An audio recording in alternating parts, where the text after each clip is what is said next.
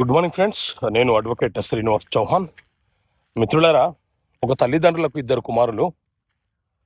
అందులో మొదటి కుమారుడు వివాహం చేసుకున్న తర్వాత తల్లిదండ్రులను పట్టించుకోకుండా దూరంగా వెళ్ళిపోయినాడు. చిన్న కుమారుడు తల్లిదండ్రుల వద్దే ఉంటూ వారి బాగోగులను చూసుకుంటూ అక్కడే వ్యవసాయం వ్యాపారం చేసుకుంటూ జీవనం కొనసాగిస్తున్నాడు. కాలానుక్రమంలో తల్లిదండ్రులు ఇద్దరు కూడా చనిపోయినారు.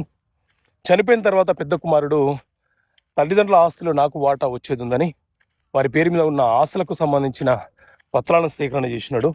సో ఆయనకు తెలిసింది ఏంటి అని అంటే, ఆ ఆస్తులలో వారి తల్లిదండ్రులు చిన్న కుమారుడికి వీలునామా రాసి చనిపోయారు. సో ఆ వీలునామా అనేది ఒక ఫేక్ వీలునామా అని అతని ఆరోపణ. సో మిత్రులారా, ఎవరైనా సరే తల్లిదండ్రులు వారి కష్టార్జితంతో సంపాదించిన ఆస్తి వారి పేరు మీద ఉంటే వారు ఎవరికైనా వీలునామా రాయవచ్చు. రాసే హక్కు వాళ్ళకు ఉంటుంది. ఎందుకంటే that is self acquired property. ఆ వీలునామా రిజిస్టర్డ్ చేస్తే మనం ఆరోపించడానికి కూడా అవకాశం ఉండదు. అదే వీలునామా అన్రిజిస్టర్డ్ అయితే అవతల వ్యక్తి కొంత ఆరోపణ చేసే అవకాశం ఉంటుంది. సో పూర్వీకుల ఆస్తి వీలునామా రాసే అవకాశం లేదు, కానీ కష్టార్జితంతో కూడుకున్న ఆస్తి మనం ఎవరికైనా వీలునామా రాసే అవకాశం ఉంటుంది.